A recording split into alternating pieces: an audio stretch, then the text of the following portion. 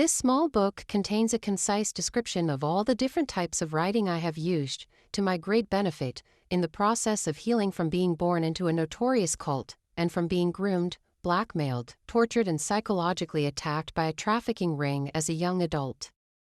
The most important element in the healing process is taking full, personal responsibility for our healing.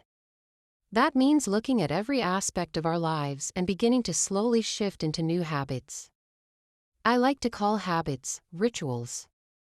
From my perspective, taking personal responsibility and shifting into new rituals are fundamental to the healing process. All of us are familiar with a certain process.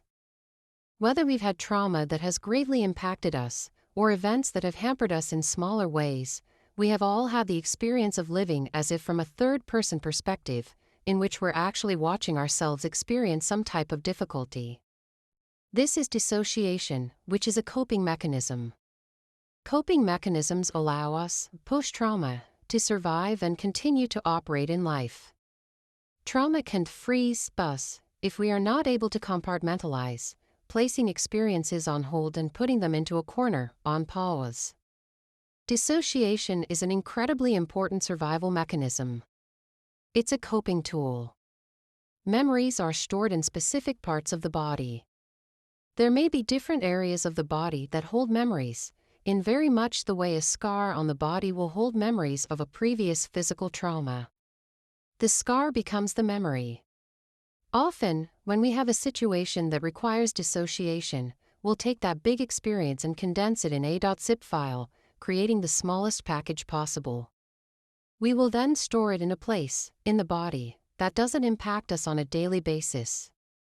Dissociation is not a mental illness, it actually shows great strength of character. It's not a weakness. So, truly embracing these feelings, and understanding how important they've been to our healing process over the years, is one of the first steps in beginning to unfreeze and reassociate these separate parts of the self. Let's discuss multimodal therapy. Basically, it is a variety of different forms of therapy, art therapy, and talk therapy. Essentially, anything that you find comforting, that you enjoy as a hobby, can become a type of therapy. We need to find therapies that address every part of our person. This includes parts of us at different ages and spaces in time, because all of our traumas happen to younger versions of ourselves. A lot of this work that we're describing is time travel, back to the past, connecting the present self to the past. Most importantly for us, integration is possible. I am not speaking about integration of the sort in which you no longer hold multiple points of view at once. I speak of integration that allows you to fully experience life, as you wish, when you wish.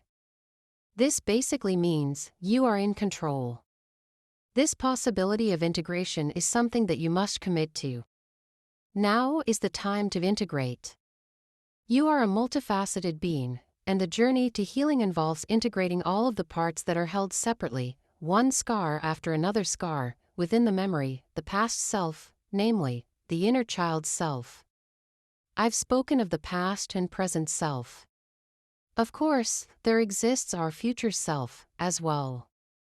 There are 3 other terms that are used to represent these different aspects of self: conscious, subconscious, and superconscious. Alternatively, body, mind, and soul. Success happens, and healing happens. We can find happiness when we are able to bring the whole self together as one.